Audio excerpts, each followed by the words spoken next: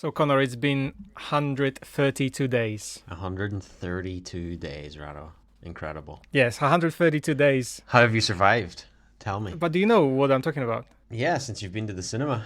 Yes, exactly. I texted Conor last week and I said to him, I'll be going to the cinema for the first time since March the 15th. Last film I watched was Onward, Disney's Onward. And I didn't know back then that this is going to be the last film. I mean, it doesn't look great because it's already like cinemas were almost empty.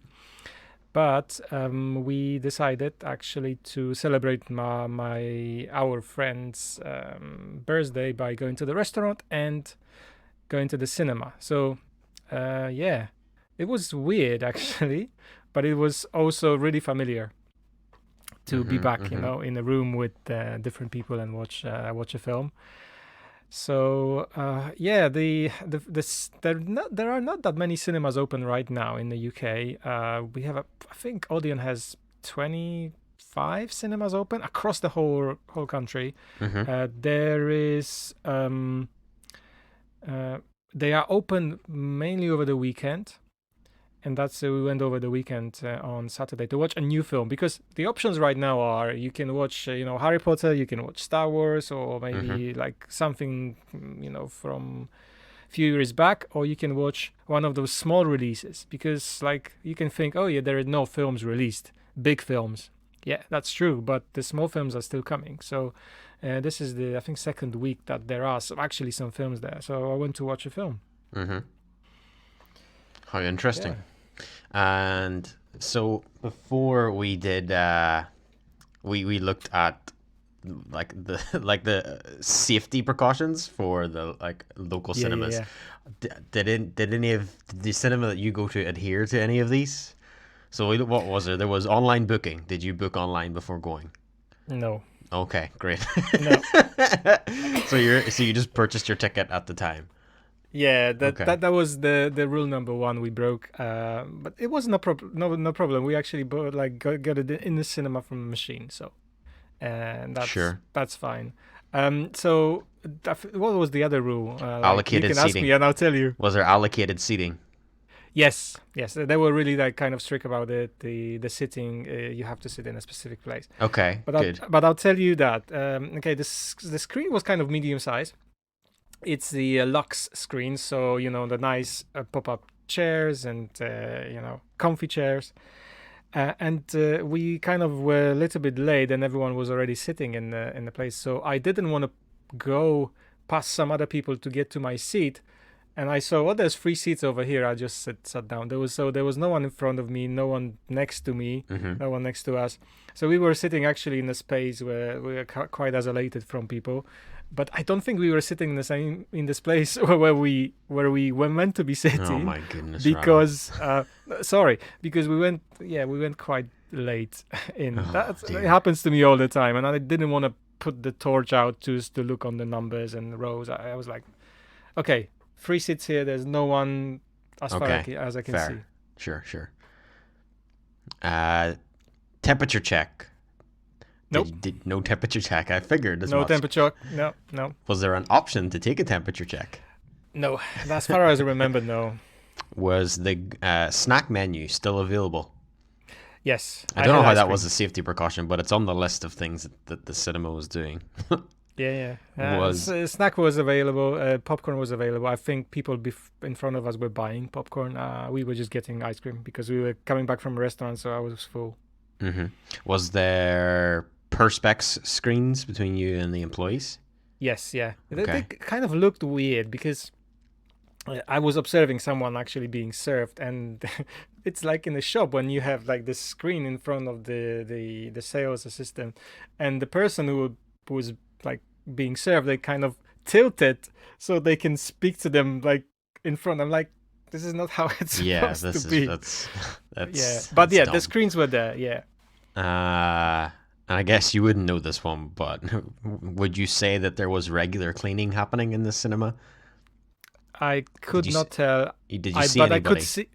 Yeah, I mean, I could see definitely there were like places when you can disinfect your hands. There were, I think they have hidden all the sprays, but people were wearing gloves, and Mm-hmm. they were also wearing the shields. The person who was checking tickets was wearing a shield Okay, fair. on the face. Yeah. Are face masks mandatory in England yet? No, No. no, When's that no, no. coming in? So Do you know? no. The face masks are mandatory in the shops, but Hmm. not in the cinemas. So you didn't have to wear a Yeah. mask at all. Yeah. Okay. When I said last time, I think I'll be wearing a mask 100%. I wasn't. Hmm. I wasn't. Hmm. I felt like, I mean, okay, two reasons why it wasn't busy. Like you normally, it was Saturday evening, so it wasn't like busy. Always there's queues and people running around, but there was enough people in the screen. I think there was 20 people in the screen, which I found like surprising because it's a small film. It's not like big blockbuster. So Yeah. people wanted to come to the cinema. There were couples. To watch that film. So there was three of us watching as well. So yeah, Hmm. but I didn't feel like I need to. We were obviously social distancing between people. Like there's the lines in the queue, like stand here, stand there, and you can disinfect your hands as well. So Mm-hmm. I think that was fine. But I was thinking about it, and I think next time I'm gonna wear a mask like 100%. I mean, I had it in my pocket. We were just rushing, and I didn't put it on. Yeah. My bad. Yeah, no, I try to put mine on going into like most shops now, but sometimes I'll literally just walk in and completely forget about it. Um, so I'm not that surprised, and yeah, wearing it through an entire film would be uncomfortable. I guess it's more in the event that the screen was busier and there was people closer to you, either in front of you or behind you or even to the sides. It's just it would be safer. But if you had a kind of enough space around yourself, yeah, it should be fine. But then it's so hard to tell because then in theory you don't live with the person that you went to the cinema with in this case, right? Or the group of people, you Yeah, know. yeah. So like, what do they technically count inside this sort of bubble as they talk Bubble, about? yeah, yeah. Yeah. So I it's would count that, like, yeah, I would count them as a part of a bubble. Yeah. yeah. Okay, cool. Oh well. Well, how was the overall experience? I know you're going to talk about the movie in a little bit, but like, were you glad to get back? Do you think? Absolutely, Yeah. 100%. Like this is something I completely missed, and as soon as the screening started, uh, I was just kind of in the film. I completely forgot. There's like coronavirus somewhere. Mm-hmm. Like, Mm-hmm. oh, something might be dirty. There was not. I didn't feel that kind of tension, and it's good to be back, like in the cinema, to experience this, like a movie with people, and they start to laugh at the scene, and you're like, oh, I didn't find it funny, or maybe like you starting to laugh and other people don't laugh. It's so weird. So I'm so glad, like, and I say, there is not that many cinemas open, and I think people want to go to the cinema because the film I watched, it's not a big film. Absolutely, it's like a very small independent film from the US, and still, I was surprised that in the place where we went to, so it's not like the high end, the West End cinema when people go to watch independent films. Mm-hmm. There were, like, people in this in the cinema, and there were more people going to different films as well, and I was like, yeah, that's pretty cool. People have the first for watching something, for culture. Yeah. So absolutely, there won't be that many people in the cinema right now. If you want to give it a chance, I would say, yeah, definitely do. If you have a cinema open near you, uh, give it it's a good experience. There is not that much queuing, Mm-hmm. and if especially if the cinema is nice, and the seats are comfy, yeah, I think it's a good time to go to the cinema, and gradually start going back to normality, if we can talk about it, a Yeah. normality. Mm.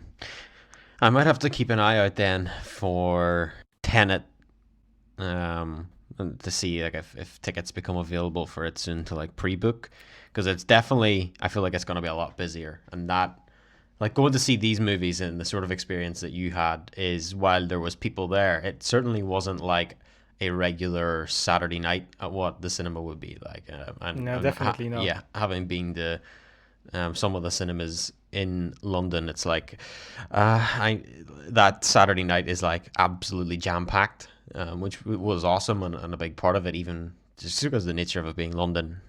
But a Christopher Nolan movie has the ability to do that at all times, I would imagine. So if I am going to go watch it, which I really do want to, I do want to make sure that we have like tickets booked and we can kind of take the right precautions before just going without planning anything ahead.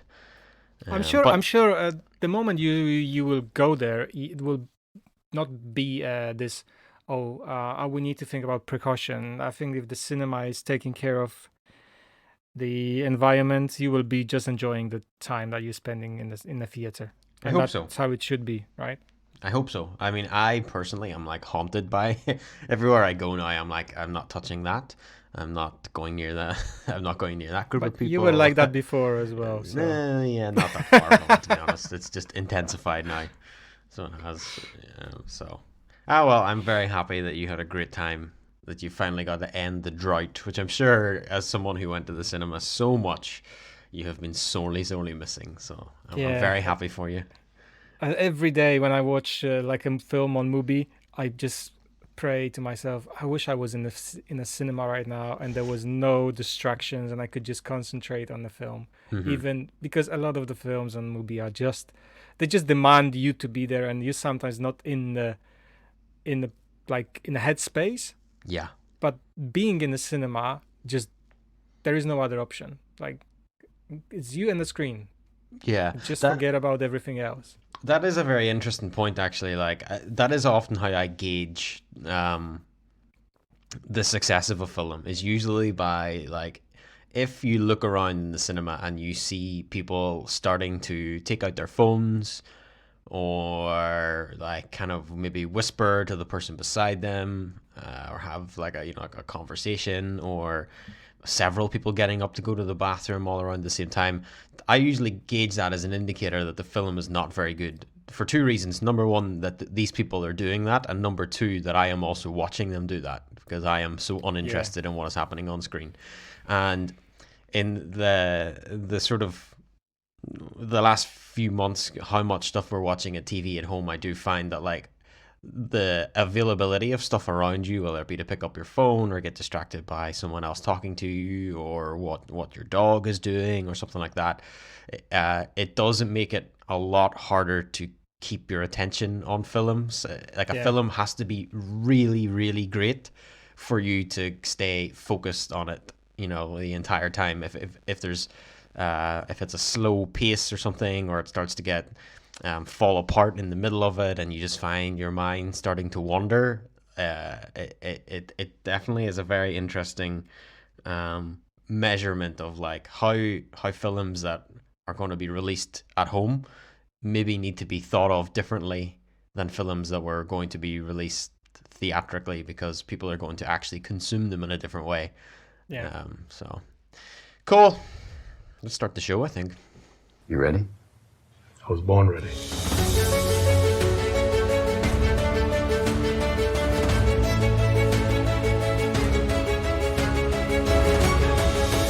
Hello and welcome to the Blockbusters. This is a podcast about the wonderful world of cinema and TV. This is a podcast about movies we love, no matter how big, no matter how small. My name is Rado. I'm here with Conor.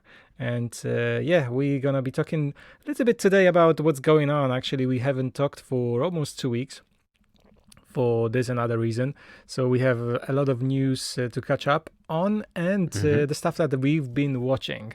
So Conor already mentioned something. I almost spoiled it for all of you who don't know what's happening. But big news is that Tenet will arrive this year, not next year. I mean, we still hope,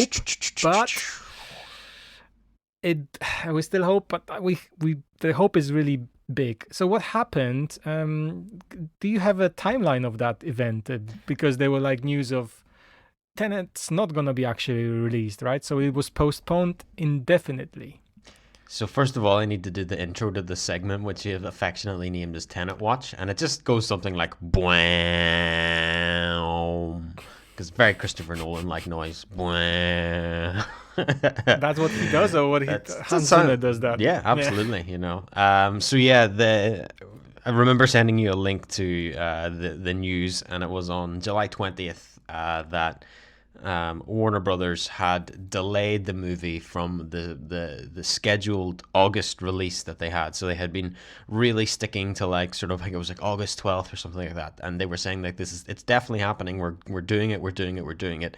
Then they said no, we're not. We're going to delay it indefinitely. I think we spoke previously about like would they release it in the other territories and not the US, and that seemed to be something that Warner Brothers were very much against doing. They really wanted to go with that US territory kind of at the same time because of that domestic gross just kind of it's so important to how Hollywood operates, is that like opening weekend in the US. The rest of the world's territories, apart from China increasingly, I guess, it doesn't really matter. Like it's not as important. It's obviously important revenue, but it's not what they kind of measure their success on in Hollywood. It definitely is the US market's opening weekend. And by weekend, I usually mean that like it's a Thursday midnight, which is like in the US, it's like it is Friday. It's like 6 p.m. on a Thursday, and they call it a weekend midnight release. So like, this doesn't make any sense whatsoever. But that happened on July 20th, and then 7 short days later, we had more breaking news that Tenet will release internationally in August ahead of its US debut. So there it is, Rado. We're mere weeks away at this point from potentially seeing, I say potentially because again I think that this could change, but we're weeks away from potentially having a triumphant massive blockbuster return to the cinema to see Christopher Nolan's Tenet. What do you think? I'm super excited, and I'm so happy about this decision because, you know, it could have been, like you said, oh, let's wait until the US gets better. You know, we could have waited for it for another half a year. And I hope if this is a successful launch, and I'm pretty sure it will be because there is no other film that there is available like that people would want to watch. It's gonna just make other companies do the same thing. So Universal, we're going to talk about Universal in a minute, but Disney's going to do a similar thing with some other properties, and they're just going to push it to other territories. So we got Australia, Canada, France, Germany, Italy, Japan, Korea, Russia, United Kingdom. I think Poland is part of it as well. And the 70 territory is going to play it ahead of the release date in the US, which is over the Labor Day weekend in September. So it's just a week ahead. You know, films were released before the US before. It's not the first time, but on that big scale, I don't think it has happened. No. I think an example of that was like one that I remember anyway was Thor: The Dark World, and the reason for that was because part of it was filmed in the UK, and there's like a contractual clause that if a film is recorded or shot in the UK, it had to release theatrically there first before it would in the US. James Bond, I think, was similar as well. Like Bond always comes out here. But we're talking about like some properties that like kind of like treated as a British property. The big premiere for Bond is always in London, Leicester Square or Royal Albert Hall. So it's never like, oh, it's a US premiere.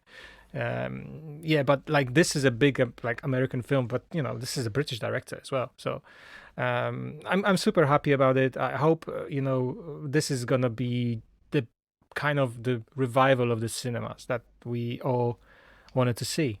Yeah. How do you think Christopher Nolan feels about this news? I don't know. Let's ask him. Hey, Christopher, how are you doing? That's right, surprise guest. Hi, guys. Yeah, that was great. Great news. Oh my God, it's not the worst. That's terrible. No, but I can't do it. No, I'm sorry, I can't do that. I don't think he's like 100% happy, but this is the better option of those two. The second option being the film is delayed again for half a year. and I think it will start making movie. It will start. I think the big kind of thing for the people in the US is that there'll be, tweets, and the people will be revealing, like, spoiling it, right? I think that's the fear, and I think Christopher Nolan probably thinks about it as well. Like, you will walk out of the cinema, oh my God, this is what happened, and you tweet. Just don't read stupid people's tweets, Like, Yeah, just definitely delete them. definitely put like a filter on if you can, like just the word Tenet, Christopher Nolan, cinema, just don't- everything. Just But filter be it all. decent enough. Don't spoil the movie. Yeah, Like, yeah, that's not gonna happen. one thing that make me kind of curious is that China is not going to open, because in China the films longer than 2 hours cannot be screened in the Yeah, theater. that's right. I remember seeing That's that. strange. Yeah, and, So, and there's not a chance. Like I'm sure somebody at the studio floated the idea of having Cutting. an additional cut, and Christopher Nolan had that person fired, I'm sure, from from their job. Yeah. Yeah. I think genuinely though that while Nolan is probably happy that his movie is kind of lining up to be the movie that sort of reopens cinemas of sort of on a grand scale again, I also think that he probably would have been happy to wait until next summer, because I mean, how many years has he spent making and writing and producing and editing this movie? Like years and years at this point, and another year really won't matter. Like they haven't really done any sort of press tour for this anyway. So like it's not as if they would have to repeat the press tour a second time. Like I know Bond had sort of started to ramp up its press, and a lot of that team will now have to go back and do a lot of that again later this year, whereas Tenet didn't have any of that. So I think that Nolan would have been perfectly happy to say, yeah, let's just leave it until next year so that we can ensure a huge audience can go and see this. But I guess the other side of it is Warner Brothers, they need to make revenue. They need to start making like a lot of money again, and if this movie Yeah, and is this the movie kind will of- never make that much money. Like, I don't think it would have made that much money from the VOD or whatever. No, yeah. And I think never, as never. it's gonna be rolling out, this movie might be in the cinemas for a long time. For a long yeah. time. It's not gonna be one of those releases that is 3 or 4 weeks. It might be there for months. Yeah. We might be watching it in November. Yeah. If everything is kind of like that, because first of all, not everyone will go straight away. Second of all, there will be people who want to watch it again. I'm pretty sure that is the case. And the more cinemas are going to open, the more people will be like, oh, my cinema is right now open. Like, I didn't know about it. And they're going to go, to watch it. So that's going to be a film that's going to be there for a while. And I think it's a good decision. I hope it's going to be a great decision for everyone, for cinemas and for the company, the Warner Bros., for Christopher Nolan. Everyone's going to win, including us. We're going to be talking about the big film finally. Yeah. As we decided to launch a movie podcast the same year where you can't go to the movies. Conor, something's just meant to be. That's right. I'm going to quickly jump to another news that is connected to cinemas and distribution companies, or like the big companies that make movies. So this is a US thing, but it's super important for us. So Universal Pictures and AMC theaters, they have agreed on something. I'm not sure if you remember, we were talking about this kind of feud between Universal and AMC, and then Cineworld as well. That's right. That they decided to not kind of put the films in the theaters, but just go straight to premium VOD platforms and just sell the films. So apparently Trolls 2 were such a great success that they don't care about cinemas anymore. And AMC said, we will not be playing your movies. I think Cineworld has the same opinion. If you don't respect the theatrical window, which is, I think, 13 weeks or 3 months, 4 months, something like that. So it's like a long time. Yeah, 3 months. We will not be playing your films. But right now, Universal and AMC theaters, they agreed that they will be 17 days. 17 days, like wow. 3 weeks theatrical window, which is like tiny. Like after 3 weeks, the Universal will have a right to put the film on premium video on demand. So it's not like a typical video on demand, but it's the expensive one when you can rent a film only. You can't buy it. It's like about 20 pounds or $20, and it's like valid for 48 hours. So this apparently will be available after this like 17 days, but the company, the AMC, will have a share in this stream, like this revenue stream, which is like super interesting. Like why are we talking about it? Because AMC owns one of the biggest cinema chains in the UK, Odeon, and we don't know yet how is it going to be in the UK, because that deal is only for the US. So I'm quite curious what you think, because you texted me with this news and you said the end of the cinemas is near, right? You said that's the beginning of the end, and I don't see it. Like I think this is more of like adjusting to what's happening on the market, and I think this might be a good win, because first of all, there will be films that people will want to see in the theater, like take kids, go on a date, watch, like you said, just something, focus on the film rather than on, you know, sitting in the big, like at home and while making dinner watching a $20 movie. But if you want to watch it later on again, maybe you can rent it. You know, that's quicker if you if you don't really necessarily can go to a theater. What are you thinking? So yeah, when I first sent it to you and said that, I had only really read the headline and I hadn't seen that that AMC had actually managed to negotiate a deal where they got a cut of this. And I can't really figure out how they managed to negotiate this deal. I think we spoke before about how when they did announce that they were going to sort of boycott Universal, for lack of a better term, that really what they were doing was trying to they were trying to kind of put Universal in a corner. Like, you know, they were trying to force an agreement out of them, essentially. Like, because obviously Universal would, like, they needed to have their films in, an AMC are a huge chain in the US, and they're, like you said, the owners of the Odeon, which is a huge chain here. So they were essentially saying, hey, we're not going to allow you to just sort of, you know, pull the rug from under us and do something like this. You know, you need us as much as we need you, you know.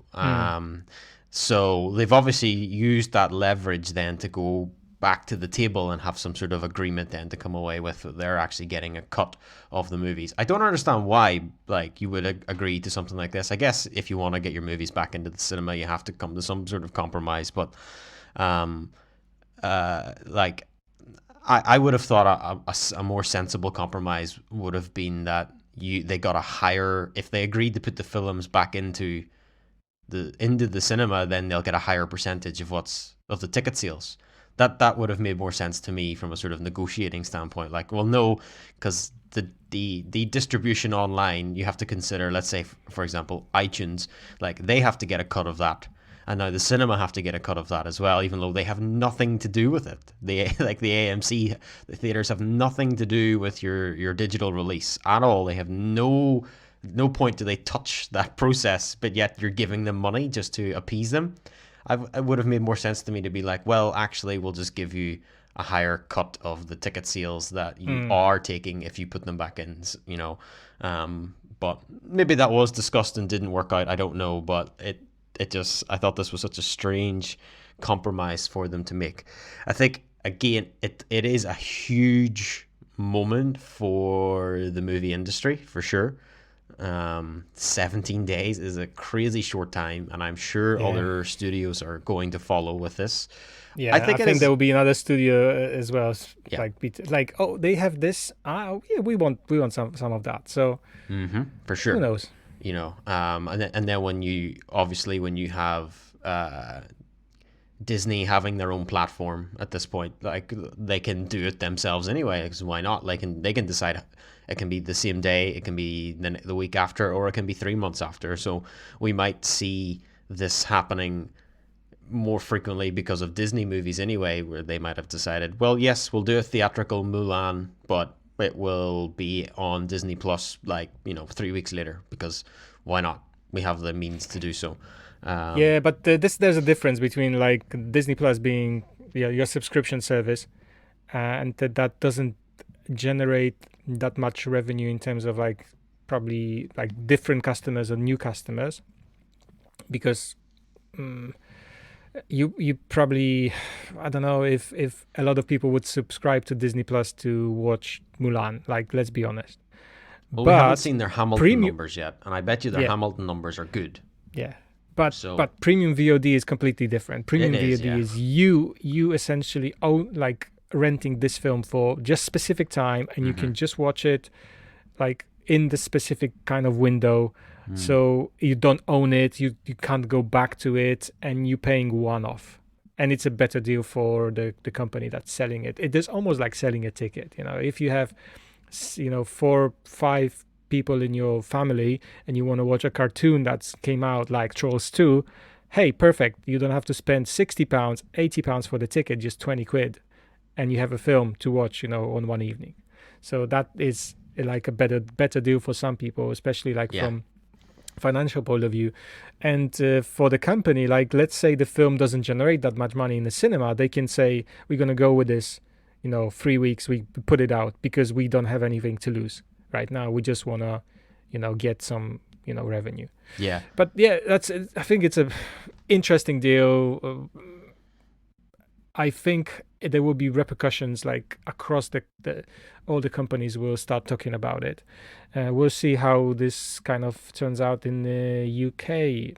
Yeah. I mean, like, fair play to AMC for getting this deal. Like, I think it's worked. Like I said, for them having to do essentially nothing here, like, and still manage to get a cut of the film is like, that's some good bargaining that they've managed to pull off. And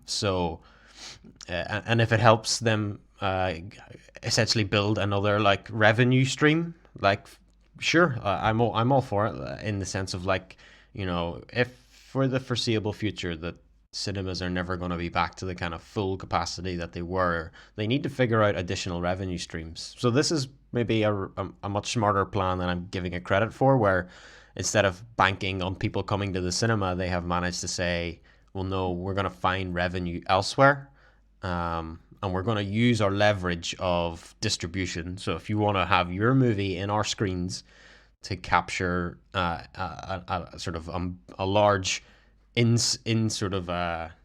theater audience, then we want to make sure that we're also getting a fair payment for that, even if it means at a later stage. So I think AMC have come out probably on top here in this. So sure, why not? Go for it. Let's move to another piece of industry news. So on Tuesday, 72nd Emmy Awards nominations were announced. There's a lot of categories in that, and I don't want to be talking about it all, but I'll mention a couple of few numbers there. So Netflix broke the record for nominations in a single year, so 160 nominations in total, and the most nominated series is HBO's Watchmen, with 26 nominations altogether. So did you go through all those nominations, all the list, and what do you think? Yeah, I had a skim through them. Super, super happy that Watchmen came away with so many Emmys in this case, because I adored that show. And I think, again, like, well done to Netflix for getting so many across the board. Like, I just keep thinking back to just a few years ago when people just did not take Netflix seriously as like a content creator. Like, oh, Yeah. it's they just stream other people's movies, and oh, look at these guys are starting to get in. And then like House of Cards came along, and people were like, hey, this is pretty good, but we still don't think it's going to be that big. And then you've like Stranger Things, and they've moved into movies as well, and they just keep going from strength to strength in terms of making an impact in entertainment. And it's really, really impressive to see because they still feel, in a lot of ways, despite the fact they're a massive, massive corporation, Netflix still feel like the underdog. They still have that Yeah. underdog spirit to them, like where they're just willing to kind of get their hands dirty and make really interesting stuff and a whole, and just doesn't matter what it is, that we're ready to make it. Kissing Booth, is that Netflix? you know, Yeah. you know, Exactly. let's get Kissing Booth. Maybe it will get an Emmy next year. Who knows? Don't think so. It's a movie, but okay. Yeah, like a lot of films. A lot of TV series we've watched. Some of them I'm not entirely sure that I've heard about, but I'm super stoked that like series like The Good Place is here, which I like love.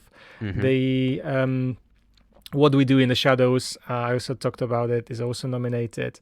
Except for Watchmen, there is Little Fires Everywhere as a best limited series, which I really enjoyed. I still want to watch Mrs. America, which is available right now on the BBC iPlayer. And Unbelievable, Unorthodox, also two TV shows I enjoyed so much. We have Killing Eve, we have Stranger Things on it, The Crown, Better Call Saul, which I'm super happy, Mandalorian, Ozark, and Succession. So yeah, Handmaid's Tale, obviously, like so many things to talk about, and not every single TV series I've watched. I still have not watched the Marvelous Mrs. Maisel. I will try to maybe catch on like one season at some point. But Connor, what would be your like kind of choices from that big list of stuff that you maybe, first of all, you would recommend, and second, you would maybe want to watch or catch up on? A lot of them I have like dipped my toe into and then kind of came back the way from them, like just maybe didn't enjoy. So like looking at best drama series, like I watched some of Better Call Saul and I was like, that's fine, I don't really care. The Crown, I've spoken before of my dislike of period pieces, so I'm not watching that. Handmaid's Tale, I've watched a little bit of. Killing Eve, didn't really grip me. The Mandalorian had some things that were really strong about it, and some things that I thought could have been a lot better. I tried the first season of Ozark, and it just didn't get me. Stranger Things, I adored. I loved the last series of Stranger Things, so I'd like to see it come away with that personally. And then Succession, I actually haven't seen. I find it really confusing the way they do like a series, but then they do like the limited series as well, or TV movie. I feel like there's a lot of categories in the Emmys. Yeah, there is so many categories. Like Yeah. the list is never ending You know, almost. So I don't want to be going through everything. yeah, I think no. once the awards are handed out, we can talk about who Yeah, won, for who sure. hasn't. 20th of Yeah, September not is gonna seeing it be when we're gonna find out who won in the categories. I think there's a good variety of like actors of different cultural backgrounds, different skin Yeah, colors. I was going to say the same thing. Like, Yeah. you know, if you look at the best actress in a limited series or television movie, like 3 of the 5 there are black women, which is awesome. Because I don't think we would have seen that really before. Yeah. And at least every category, just having a kind of a flick through where they've included photos, like every category includes someone of like some slightly different ethnic background.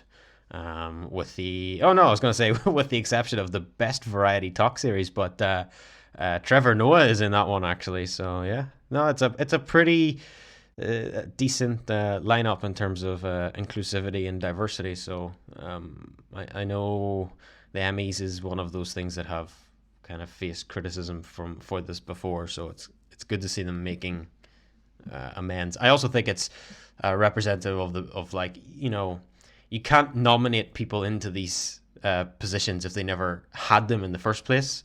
If they never acted in them. So it's a representative that more people are being giving opportunities to play these parts, so that they then can be nominated for them on the other side of it. And I love that for Best Drama Series, they included The Child, aka Baby Yoda, as the photograph. Because as I was scrolling through it, I paused as I thought that it had been nominated for like best performance. Right. So Netflix a big winner, at least with the nomination right now. If we're talking about Netflix, so we have like a big budget film that's gonna come to Netflix next year or the year after. I don't know yet exactly, but this is gonna be a movie called The Gray Man. It's gonna star Ryan Gosling and Chris Evans, and it's gonna be directed and I think produced by Anthony and Joe Russo of the Avengers, mainly like Marvel kind of fame, and they have their own company, AGBO, and they kind of produce those films. So this movie is gonna be 200 million, apparently $200 million. It's a big budget movie even for a Netflix. So are they gonna DH or are they gonna be aging the actors in this film? Hopefully neither of those things. I don't think either Chris Evans or Ryan Gosling need any aging done, plus or minus years for that matter. I thought this was an interesting story. I just seen it on the article I'm reading it from is on Deadline, and we'll probably put it in the show notes, but it kind of does harken back to, again, that sort of even the 17-day theatrical window, to some extent. Like, the growth of streaming in the last few months has been absolutely huge, and it says here that from Netflix's earnings report, they added 10 million new subscribers during the pandemic. So when you couple that along with the other news that Extraction had almost 100 million like individual people watching it, Netflix are clearly ready here to say that we're now ready to like get into the big leagues. That we think that we can make huge production movies. They want this to be on the sort of level of a James Bond. They want it to be like a series. So they've went right with two massive actors, both Chris Evans and Ryan Gosling. They've got the Russo brothers back from Extraction. They produced or wrote the script for Extraction, I think. So there was obviously some kind of partnership happening there. With the success of that movie, the growth of their subscriber base, they're clearly now ready to say, all right, like let's go for it. We can commit to not even just purchasing a movie like Scorsese's. We can commit to actually producing one from the ground up, like with such a massive budget. And I did, like, even back to the other news story that I had mentioned, where I was like, maybe this is the death of cinemas. Like, will we ever see that like $1 billion movie again? Will movie theaters ever get to that point where they're making like $1 billion for these movie studios through just ticket sales alone? And I think it'll be a while away. I definitely don't think Tenet is getting there. I don't think Bond will do it. I don't think Black Widow will do it. I don't think they would have done it even at the best of times. I certainly don't think that's going to happen now. I don't think Dune would do it. So, I don't know anything in the sort of horizon that could potentially get these studios to earning like $1 billion again. So 2024 for Avatar 2. Oh my God, yeah. Just I thought it was interesting news nonetheless, that they're kind of putting their money where their mouth is, and they're getting into the nitty gritty of making these huge budget films. And I'll be interested to see how do they approach it with a theatrical release of some description as well, or will it be simply just straight to Netflix day one and that's it? I would hope it's gonna be in the theaters for a while. I think big movies like that, they should be appreciated in the cinemas. along with smaller movies as well. But it's just a waste, I think, watching it on a TV. Yeah, but we'll see. I'm quite curious about this. You actually told me about this story because I could never give a damn about it. But what I give a damn about was actually something that happened on Tuesday. So on Tuesday, at the Venice Film Festival 2020 edition, was the lineup was revealed, and so far we know this is going to be first major film festival that's going to take place after the coronavirus actually broke the world. We had three film festivals this year: Rotterdam, Sundance, and Berlinale. They all took place, so we had some films coming from those festivals, but there was literally nothing. So Cannes was obviously cancelled, other film festivals along were cancelled, but Venice is going to be the big comeback of film festivals. It's going to be a little bit different. There is less films actually in the selection, so normally it's about 100. They cut it down to 60 films, which is still a big selection.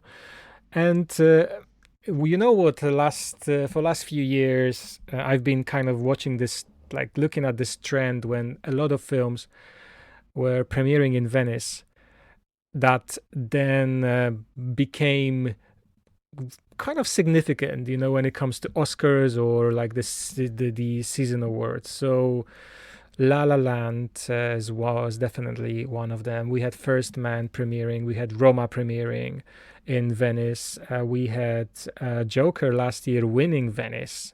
Mm-hmm. That was obviously a big deal. So every year there was at least 5, 6 those big studio films premiering in Venice. They were not longer premiering in Cannes. They actually moved to this date that's closer to Oscars to premiere. And this year actually there's only 2 films from studio, big studio from Sony, and that's pretty much it. But the whole lineup, it's actually pretty strong art house film festival lineup. And I don't know, one film definitely that stands out is the No Man Land. This is a film by Chloe Zhao. She will be premiering that film in the same time as its premieres in Toronto. So it's gonna be like a joint premiere between 2 festivals. It never happened before, something like that. Those festivals always compete with each other, especially Toronto and Venice, because they overlap for within a few days they overlap, and people always by Wednesday they leave Venice and go to Toronto to start the next festival. It's always very hard for journalists and people in the business that they essentially have rough 3 weeks of film festival when you go to Venice and then you jump into Toronto, and then maybe you go to San Sebastian after that as well, and it just is a kickoff of the film festivals in that time. Mm-hmm. So that's gonna be a big thing. So that film, I don't know much about it. There is a big a photo of Frances McDormand in that film, but Chloe Zhao is gonna also direct a film for Disney. It's gonna be a Marvel, right? Film. So she's the one to watch. Apart from that, there's film from Roger Mitchell with Jim Broadbent and Helen Mirren. There are some really strong independent films from all over the world, including one from Poland, which is in the competition. So this is I'm going to talk about that one because I'm quite happy and proud of it. This is Never Gonna Snow Again. This is Małgorzata Szumowska and Michał Englert. So they are making a film this is a Polish film, but there is one actor actually well known from series you mentioned, from the Stranger Things. Yeah. Starring in that film. But Małgorzata Szumowska is she's a great example of what type of directors you have. So her films were awarded in Berlinale 3 times. Her previous film premiered in Toronto, and it was shown in San Sebastian as well. That was international production. So she is well known. People know about people who go to film festival watch those films. So you have a lot of directors like that. So the director from Hungary, Cornel Mondrucsa, whose films I remember watching, like 20 years ago. He's gonna make his like English language debut, Pieces of a Woman. There's Vanessa Kirby, Shia LaBeouf in that film. So yeah, there is a lot of interesting stuff. Nothing that kind of catches your eye straight away, but a lot of like really strong names and strong films. I think they're gonna be like in the festival circuit for quite a while. So I'm going actually, Connor. I was gonna ask you. Oh, I was gonna say. That's why I was so oh my excited to goodness watch me. it, because I was like, okay, these are the films I'm gonna be watching soon, hopefully. So my badge is already kind of stamped. I Very have exciting. a plane ticket already as well. Oh my goodness, you've went the whole I way. know I've got on, and the good thing about it is if this falls through, something happens, it will happen. But I think we can. This will not be as crazy busy as it was in years before. I've spoken to a few people. They said they're not going for one or other reason. So we already know there will be definitely less press, less maybe less stars as well. Some of the Q&A or press conferences might be online, so there won't be that much sort of contact. But I'm definitely excited for that. Wow, I did not expect you to, because I was going to ask, because I remember last year you went to it, so I was going to ask, would you attempt to go this year? Little did I know you have not only attempted to, but you've secured your seat on a plane and in several movie theaters, I guess. Yes, well, we will see how this looks like. I'm super interested because they put like few more screening facilities, like few more theaters to watch the film. So I think whoever's there, this is gonna kind of spread out. It's not going to be as crammed as previous years.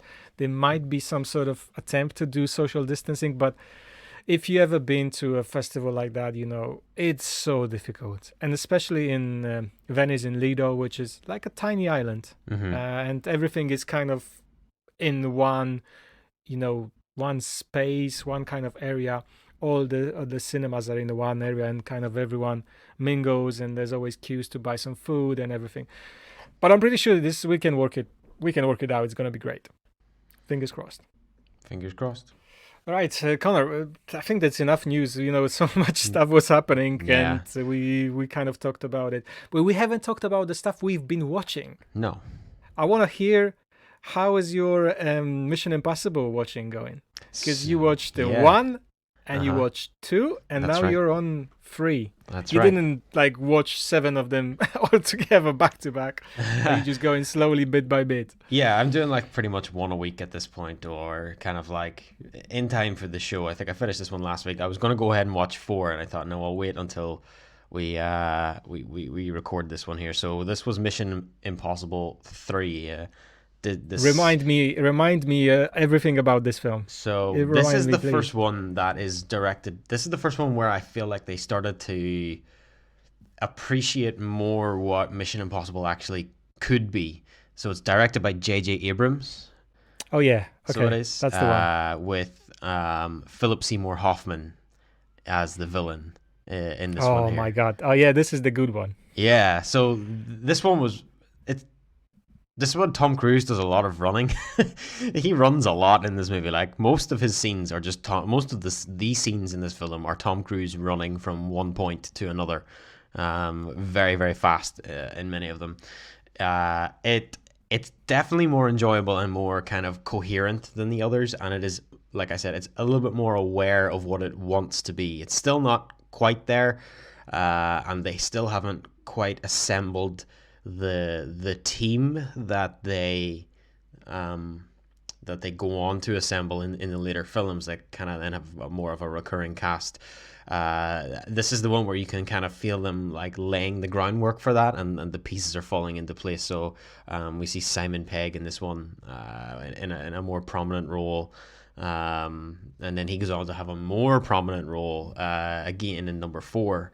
But the plot is a little bit of like, it's him kind of going after a MacGuffin as per usual. It's just like this thing called the rabbit's foot, and he's trying to find it alongside the fact that Philip Seymour Hoffman is trying to find it, and then they get it, and then he's trying to get it back, and there's a lot of sort of like sleeper agents happening for IMF. There's kind of like sleeper agents working for them, so it's definitely more of like an action movie than number 1, which was a spy movie, but it's more back into being like a spy thriller than number 2, which was the John Woo directed one, which had mostly just ludicrous action scenes and kung fu with motorcycles. This one is still ludicrous in many ways, but feels a little bit more plausible, and they give a little bit more time to the characters and try to even develop Ethan a little bit more out of just kind of being this sort of semi-psychotic daredevil international spy. But it was a lot of fun. I really enjoyed this one. I'm looking forward to watching number 4, which is directed by Brad Bird. So I'm looking forward to watching that one, because I think that's, from what I remember, that's the one where things really start to come together for these movies, and they become just that, like, that's when they hit the self-aware point that these are fun, big, like summer blockbuster popcorn movies. They don't have to be the best thing in the world, but they can certainly be a good level of quality and entertainment with interesting and rich characters and a bit of a story for them to go on that kind of gets them from point A to point B, where they can have fun and do cool stuff along the way. So I'm looking forward to watching it. So so number 4, I think this is the one where Rebecca Ferguson is for the first time. Yeah, I just love her. I think she's a fantastic actress. And I will watch number 4 with Ghost you. Protocol. I mean, I will watch it because it's available. I actually found it's available on Netflix, I think. So yeah, next time we're gonna be watching about this together. Cool. Sounds good. So I watched when you talk about the team assembling together. I watched Justice League. Like for a couple of reasons. One, I wanted to see what the kind of fuss is about. Like, why is everyone talking about it, and why? It's not that great, and it should be much better, and why? And like, okay, so I gave it a chance. It's 2 hours that no one's gonna give me back. Let's put it there. Yeah, it is. This is barely a movie. Yeah, it really is. It just is. I don't know. I feel like I think this movie had like so much problems in making, and what comes out, it's just also a mess, So I don't know where to start. I definitely I'll say this. Even Gal Gadot, who I love, and Jason Momoa, who is great as Aquaman, can't save this movie from the kind of nonsense it is. It just feels like a school movie. Like, let's throw this character and this character together. We're supposed to root for them without knowing anything about them. That's the difference between building something for 10 years or for 7 years, for 5 years, and then building something in like 5 minutes. Mm-hmm. And I didn't care about those characters. I didn't have any attachment to them whatsoever. I think there's some twists in there towards the end with, Superman. They're like kind of got 10 minutes to resolve and flip around. And I was like, well, that was not super surprising, and I was not convinced by it at all. So overall, I think, I don't know what can you do with the material like that to make it a good film. So I'm right now a little bit worried what this Snyder Cut's gonna be. Now I understand what you said, Snyder Cut It's not gonna cut. Yeah. So, Zack Snyder talked about this recently, where he said that he would rather burn the whole movie, burn the whole project down, than use a single frame that wasn't photographed by him. So for his, this cut of this movie that he's doing, every single frame in it will be one that was originally shot by him.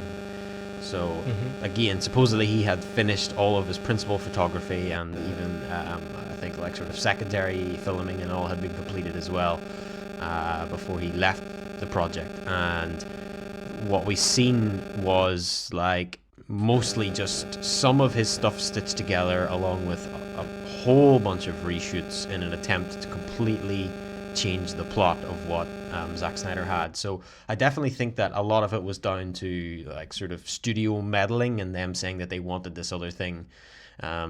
Joss Whedon just being kind of brought in to see through some executive's vision, basically, and him having no real input into the movie other than just doing it. I'm sure Joss Whedon regrets ever signing on to do this at this point. Because it's such like a stain on his name in many ways, and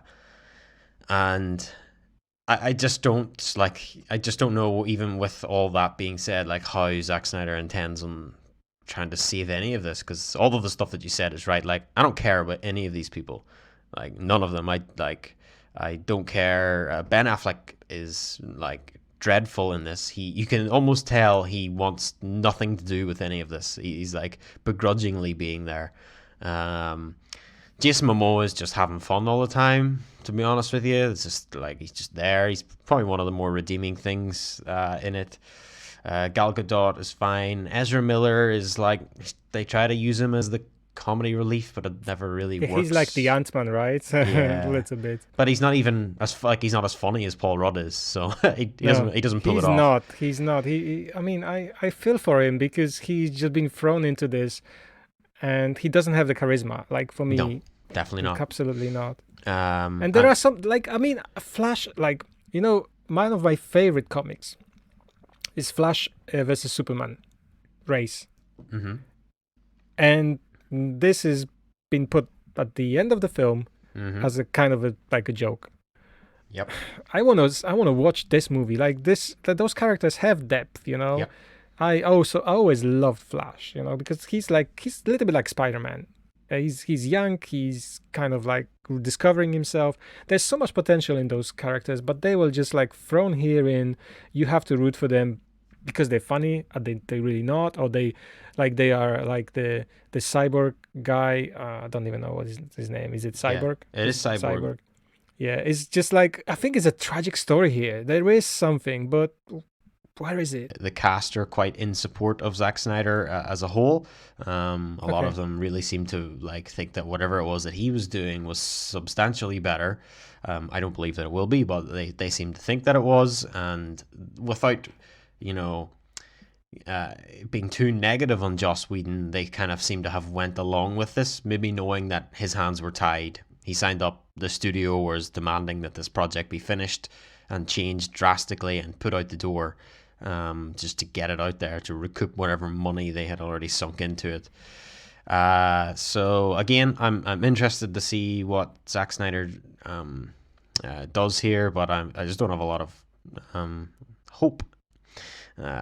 And they released a very small scene earlier in the week of Superman landing kind of not at the Batcave, but somewhere where Alfred was. This was actually released previously as a sort of teaser to the actual movie of like years ago, and Alfred's working on like a vintage car, and then he has a whiskey, and the whiskey sort of like rattles on the table, and then the camera kind of pans, and Superman like lands down in the room and walks up to him and says, "You must be Alfred."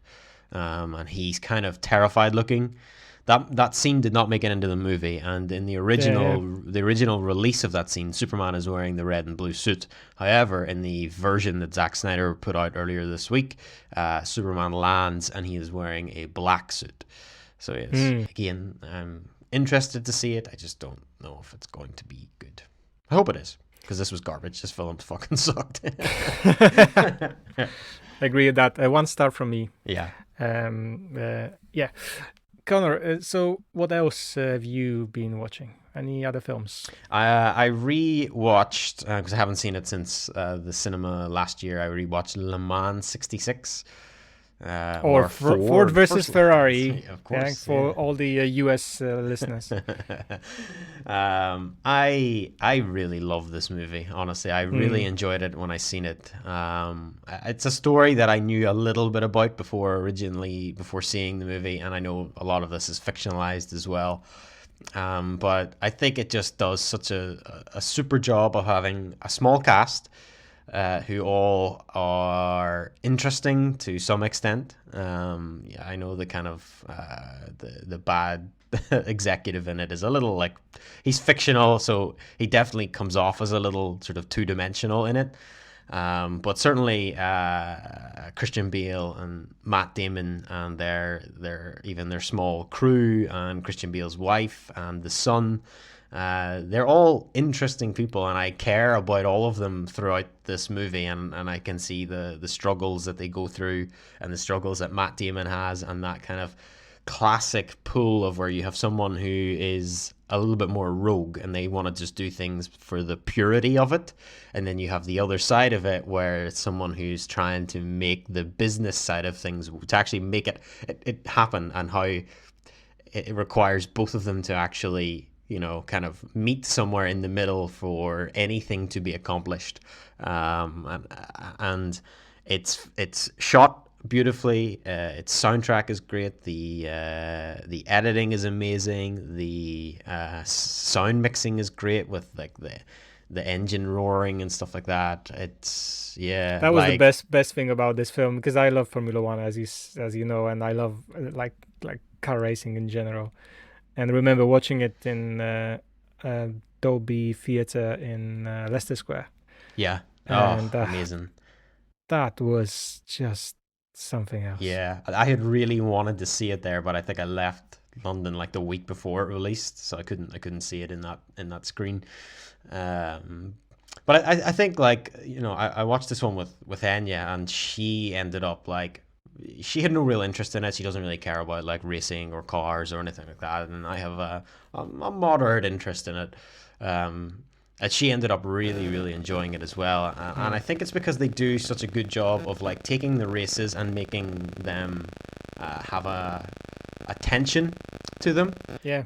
Again, the editing is done in such a way that there is a tension to each race, and it's not necessarily are they going to win or lose. It can be other things like the fact that the door gets jammed right at the start when we can't close the door for like the first lap. And like it has this really nice tension, and then again, like, despite Christian Bale being like an asshole many times, you are always rooting for him. And Matt Damon is the same. He's an asshole, and he kind of lets Christian Bale down at several points, but you still root for him. You root for that team and that group of people, and you want them to beat Ferrari, and you also want them to beat Ford as well. Like, ironically, like they just have that kind of underdog spirit that makes them so likable, and this movie did a really, really good job at making you care enough what happened throughout the race scenes, to the characters, and even to the cars, which become characters in and of themselves as well. Great film. Yeah, I agree completely. I also very much like that film. It was kind of surprising as well, like how if you don't know the story, it's going to surprise you towards the end, like in a good way, like it will make you emotional. It definitely made me emotional. Oh my God, yeah. And but I think I heard someone said that a while ago, and it stuck in my head. Is like, only Americans can do a film in which multinational corporation is shown as an underdog versus family-owned company from Italy, because like you will know from the history, like behind Ferrari there is like true passion for racing, for like precision, for speed, for beauty. You don't like necessarily have that coming from like big corporations like Ford. Yeah. But this film makes you kind of rooted towards Ford. But like I agree with what you said. You don't necessarily want Ford to be on top, but you want Shelby win. Like Shelby be like 100%, this kind of between the Ferrari way and the Ford way. So that was super interesting. Yeah. And I have to say, like, I don't know if I was supposed to, but I loved the Italians in it. Like, I love the scene when they do go to Italy and to try and negotiate with them, and he calls the executive team sons of whores, you know. And it's even like when they walk into the racing team in the Ferrari offices, and Enzo Ferrari is just like sitting at the far end at just a little table, in his suit and his sunglasses, just finishing an espresso. You know, and it's like, oh, man, the Italians just like, they just like you know, they just ooze that kind of like passion and coolness. You know, like I know they're supposed to be the bad guys here in some form, but I can't help but like, nah, I don't care. Like they're awesome. Anyway, have you been watching anything else? Yeah, a couple of things. I think I'm gonna mention the film I watch at the cinema right now, the Stage Mother. So this is the kind of a comedy drama. This is a film directed by Tom Fitzgerald. The main stars of the film are Jackie Weaver and Lucy Liu. Lucy Liu don't have to introduce from like Charlie's Angels, like the previous ones, obviously. And Jackie Weaver was a star of like two big films for me. One is the Animal Kingdom in 2010. She's an Australian actor, right? By the way, and she also played in Silver Linings Playbook. So she's like, I think she's 60, kind of 70 years old right now. So she plays this like conservative woman. She's a choir director, and she finds out that her son, who moved out from house like years ago and was disowned by the family because he is homosexual, has passed away. So she decides to go to San Francisco from this like small Texas like town, and she finds out that her son didn't leave any sort of will. He was living with the guy, but he had a drag club in San Francisco, and that belongs to her right now. So she very quickly becomes some sort of alien type in that, obviously, the club, you know, when you have, you know, drag queens, you know, performing, but she wants to kind of change it because the club isn't doing that great. So she uses her experience with the choir to learn people sing and you know, turn it into something more than it is. I think that the problem I have with this film, because I don't think it's a good film, it's kind of simplistic, and it follows the scheme of you know, someone coming from outside and fixing something and some other people, and also fixing themselves.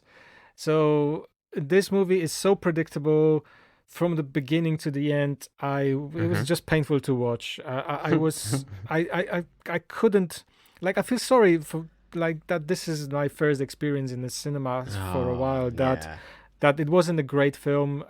There was some funny scenes, but most of it I was just kind of like checking my watch, you know, like see, like, oh my god, there's still 45 minutes in this film. And it was painful to watch. It's like, you know, I felt like I was watching Mary Poppins a little bit, you know, that type of character that comes to you and says, oh, you have a problem with your drugs? Stop using drugs. You have a problem with your ex-wife? Maybe talk to your ex-wife. And this is the kind of the complications you have in there. The only interesting part was like Lucy's Liu character, but also she was not really that deep in there. Like, there was not that much stuff going on, and suddenly everything is fine, you know. This film premiered in Palm Springs Festival in January, had great reception. People very positive about it. And I don't know, maybe in the kind of festival circuit, I would watch it differently, but I could not care for it. I was on my own, like with our party that went out. People liked it and they enjoyed it much more than I did. But that's just not my cup of tea. So Stage Mother, unfortunately, a pass. I would love to say, hey, go and watch that film, but yeah, maybe It's a not shame. necessary. This is not Priscilla, Queen of the Desert, I would say. Yeah, I was really hoping that this would be Adrian Grenier's chance to finally make it. Like after all those years of fame and fortune from Entourage, and even that moment of stardom that he kind of had with The Devil Wears Prada, to then he just has kind of fallen into obscurity, and you don't really hear about him at all anymore. So when I seen he was in this and I heard you were going to say it, I thought, okay, maybe this will be the movie that Adrian Grenier finally becomes like a superstar household name. But alas, it does not seem to be. Okay, that's me. And you, Connor? Any other movies? I have watched half of it Part 2. So I will. It Part 1.5. 1.5. 1.1. Yeah, we will finish it this week. The truth is that it wasn't that great. So like we were in no. I don't care about movies like this to begin with. I don't find movies like this particularly scary. I don't find them particularly interesting a lot of the time. And I thought It Part 1 suffered from feeling like a child's horror movie, but treating it like an adult horror movie. Like it wanted to be scary for adults, but scary for children. And I think it was too scary for children and not scary enough for adults. So you end up with this kind of like middle ground movie that doesn't really know what it wants to be. Like I feel like, and this one seems to be taking the same pattern. It doesn't really want to commit to going all the way and making it truly frightening, and yet it's not suitable for someone young to watch because there's a lot of gory scenes and stuff like that happening in it as well. So from what I've seen so far, I could not care less. I don't care if I go back and watch the other half, although I know Enya wants to, so we may have to. I may have to suffer through the rest of it. But she's like, I only want to watch it if we're if we're going to watch it together, and we're gonna leave it at that afterwards. Like she's like, I don't want to watch it and then have to go up to bed by myself because I gotta be too scared.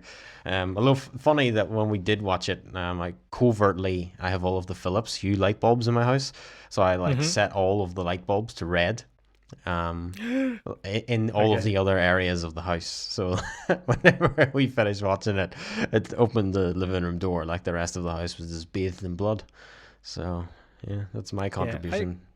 The problem I had with this film, I remember right now, is it was kind of formulaic, and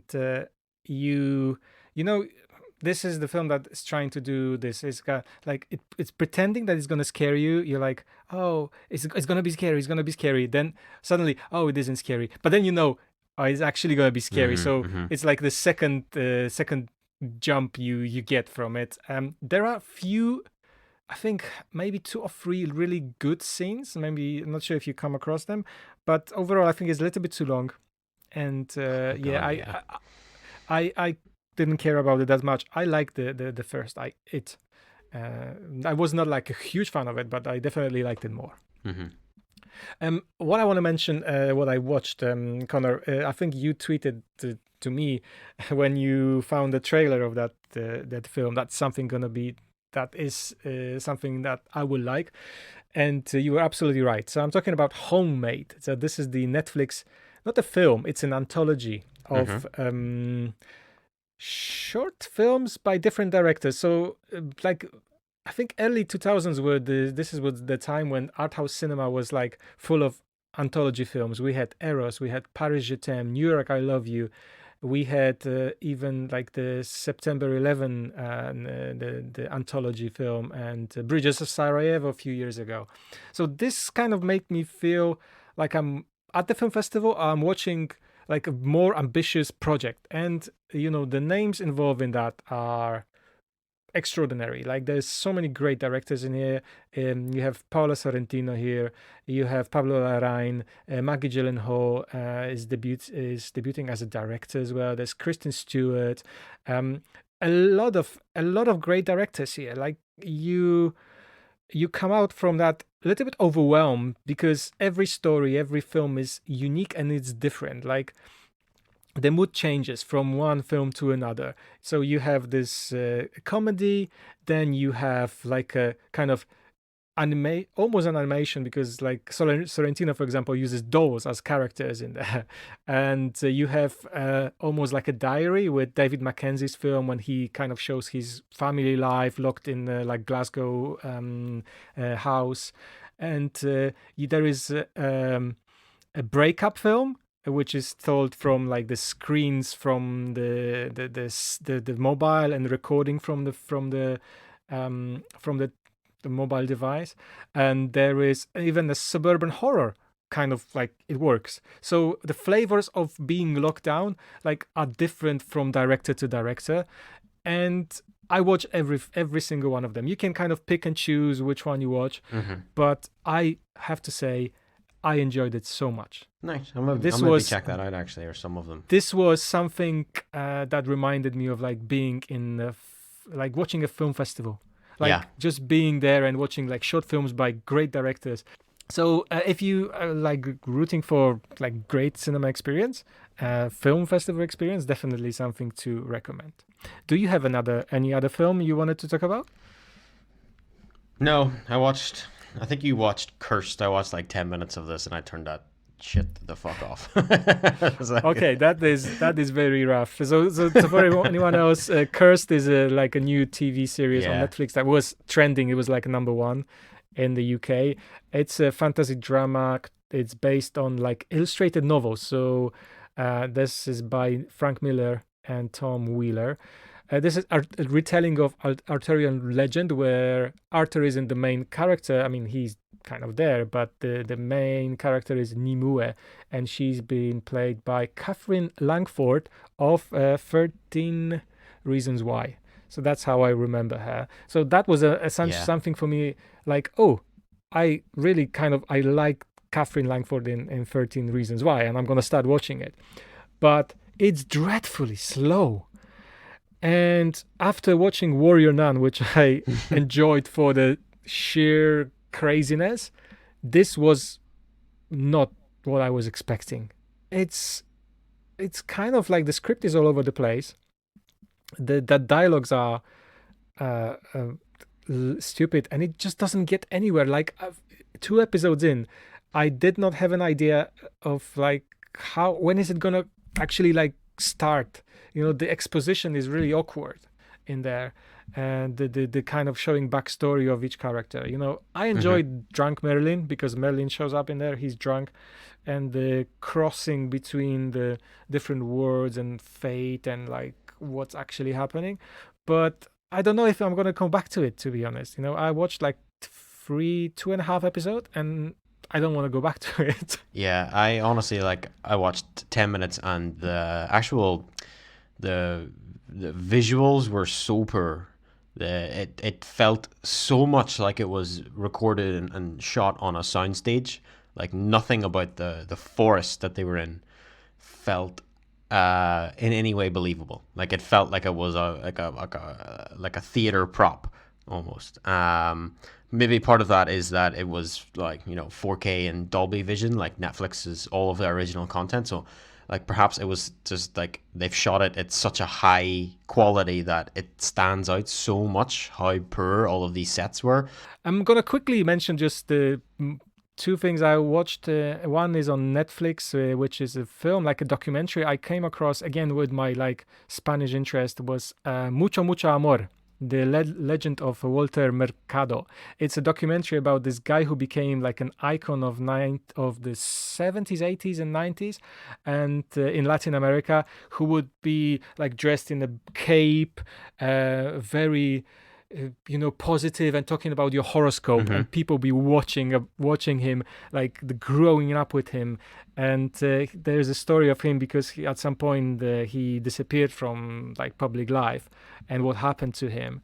And person I did not know anything about, made me like super interested. At one point, Lin-Manuel Miranda shows up, and he was a big fan of Walter Mercado, and he tears up. Like you could see him talking to his idol, to his icon, and complimenting him. And Walter says, "No, you are great. You doing fantastic things." And Lin-Manuel is like, "I'm gonna cry now."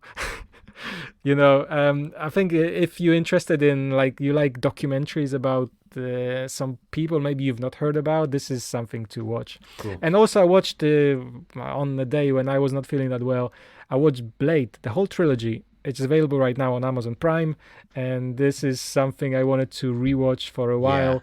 And this is the trilogy that's going the other way that other kind of Mission Impossible is going. So Mission Impossible was getting better and better.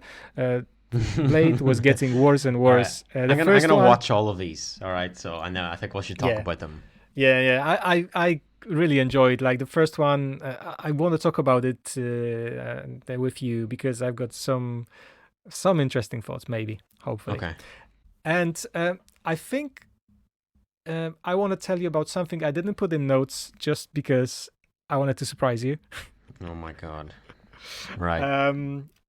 I need to admit that, and I just I did it. So the stuff I've been super excited to watch over the last 2 weeks is a series on Netflix called Selling Sunset. Oh my god, Rado. Garbage TV in its prime. Yeah. Luxury porn in its prime. Reality TV. Yeah. Drama between women, men, romance, and luxury. Conor, I could not stop watching this. I watched whole 16 episodes in 2 weeks every evening. After I finished a film or movie, I would say, now, time for Selling Sunset. Conor, I know every character on that TV show. What is the beef with the other person?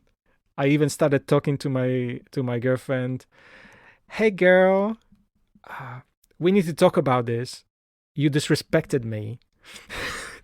I started kind of dreaming of living in Sunset Strip in Los Angeles. This is the essence of probably how in ancient Rome how Nero lived. They had so much money, they were just living this lush life, and this is probably what this TV series is selling. Houses worth $2, $4, $10, $70 million, and then they sell the house. They have commission from it. Commission $700,000. Imagine, this is a commission from a house that was sold.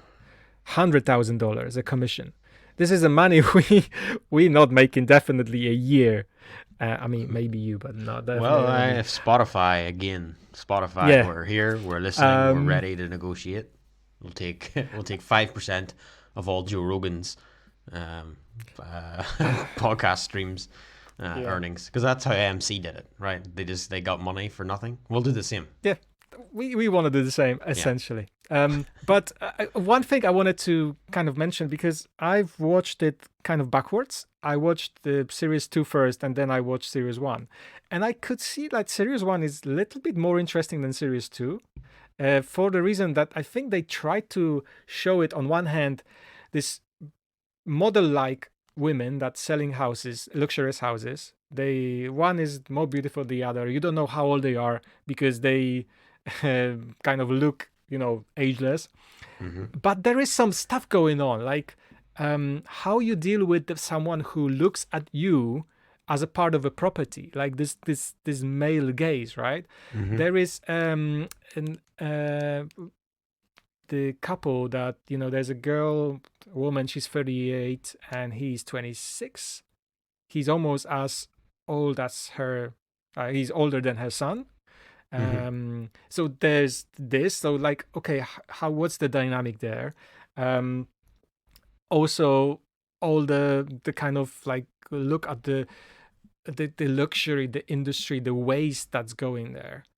But I think in the second season they said that is not worth talking about, because what is the main driving story behind it is the drama between the characters. You know, how what sort of type you have, and who generates the drama, who hates someone, who talks about someone behind their back. It's a pure garbage TV show that I enjoyed so much. You know, Is this a Netflix production? Right. it is a Netflix production. I'm pretty sure. Yeah, and then the new series is coming really soon. I'm counting down the days, Connor. When this drops on Netflix, you will not hear from me for a day. Oh God. And this is Selling Sunset. This is something I can't recommend to everyone. But if you like kind of reality TV show, you know what happened this year? Happened the Love is Blind. You remember? I told you about how involved I was with my girlfriend watching this TV series. This is the same thing for me. This time she said this is garbage. I'm not watching that. And I kept on pressing, and this is not like me. But you know, for every movie, you have to have a balance in the world, and balance for me is Selling Sunset. Conor, we don't have a review today. I think we talked long enough. But if you would have to recommend one thing for our listeners to watch, to read, or to listen to, what would it be? So this is actually, first of all, if you haven't seen Watchmen, now's a great time to go watch it. It earned all of those Watch Emmy Watchmen. nominations. Yeah, it earned all of those Emmy nominations for a reason. That is a phenomenal TV show. The 100%. second thing that I would like to recommend is for anyone that did listen and enjoyed me talking about The Last of Us, is another game that came out. I have not yet played it yet. I'm waiting to take a little bit of time off work. And it's called Ghosts of Tsushima. Oh yeah, I've seen the trailers. Yeah, so one of the driving forces behind Ghosts of Tsushima was Kurosawa films. So like a huge point of this game was to like capture that spirit of what he was trying to do, and with his films and make them into almost playable. So like there's a way in the game that you can play it completely in black and white. You can switch the camera and play the entire game in black and white the whole way through it. I like I said, I haven't played it yet, but its reviews were incredible. A lot of people said really, really good things about it. So I feel safe at this point saying it's definitely something that you should play. I also wanted to give it a little bit of a buffer window between The Last of Us Part 2 and this, because The Last of Us Part 2 was such a technical marvel in so many ways, from like all of the nitty-gritty details, and very few, if any, other games can come close to what they did. So I felt like if I played it too soon after The Last of Us, I would have picked out more holes and problems with it than it maybe deserved. So I wanted to give it a little bit of a buffer to get good before, or not to get good, sorry, to kind of let The Last of Us pass through my system before I could play this. And so I'll be playing it soon, but I would absolutely recommend it if you're interested in Japanese culture, or that samurai culture that we've spoke about before with Samurai Marathon a few months back. This looks like an amazing opportunity to kind of immerse yourself and play through something like that. So two recommendations from you. One is a TV series, Watchmen, available on HBO. In the UK, you can watch it on Sky. Is that correct? And Now TV? Yeah. And the other one is Ghost of Tsushima? Ghost of Tsushima, yeah. Yeah, cool. I'm going to throw in two things to watch, both from BBC, available on BBC iPlayer. I finished the TV series I May Destroy You by Michaela Cole. I wanted to talk about it with you at some point. I think it's one of the most important TV shows we've seen, and we'll be talking about it in a few years. It's just incredible. It's 12 episodes, each 30 minutes long. You should definitely give it a go. It's not a TV show like you've seen before. It's a co-production between BBC One and HBO, so it's got that quality of HBO, this roughness of HBO, and also this kind of Britishness about it as well. So it's definitely fantastic. And the last thing I watched also on BBC iPlayer, because it just dropped. I think it's available for only a few weeks. It's a film. It's a small independent film called Short Term 12. The reason behind like why you want to watch this film, you probably heard about Brie Larson. Yeah. She became Captain Marvel, Mm-hmm. but she was also in Room. She got the Oscar award for that film. So this film, Short Term 12, is her like breakout film, like big breakout film, and she is fantastic in that film. She's still young, but you can see like how mature she is in the film. This is like a story of like group, like a facility for teenagers that are like kind of left out, and she's in the film. Also, Rami Malek is in the film. Stephanie Beatriz is in the film. You can probably, if you watch Brooklyn Nine-Nine, she's a star of that as well. Johnny Gallagher Jr. There is Caitlin Denver in there. So Caitlin played in the Justified in the TV series. So a lot of great actors in here. Lakeith Stanfield. Yeah, Lakeith Stanfield. Yeah. Love him. He's great. Yeah. So this is the movie that kind of brought those peoples to the limelight. Nice. 100% to watch that. It's still available on a BBC iPlayer. And today we don't have a big review, but I think we've kind of talked about so many different things. Yeah. And next time, I hope we can maybe even review Mission Impossible 4. And Conor, I want you to watch I May Destroy You. This is the second time I'm asking you. Give it a chance. More than 10 minutes. Forget about The Cursed. Yeah, I've forgotten already. So I have.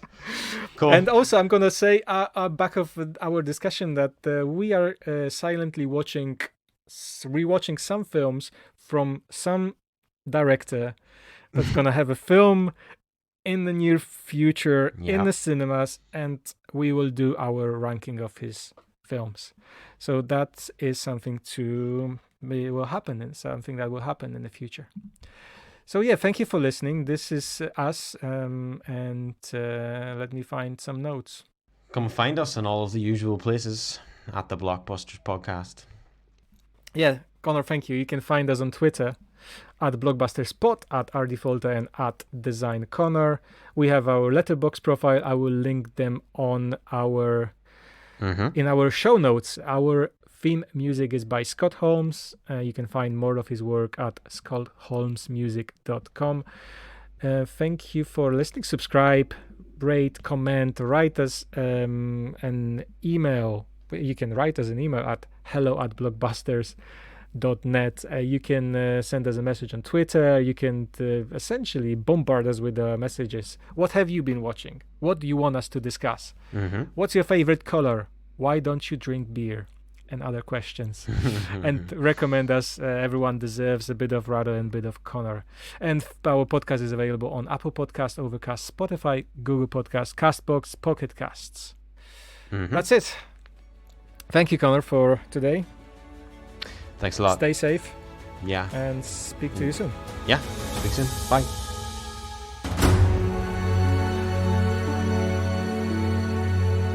And like that, he's gone. 5 hours! Yes! I will say both things. I will cut one of them. What should I say at the end? Fuck.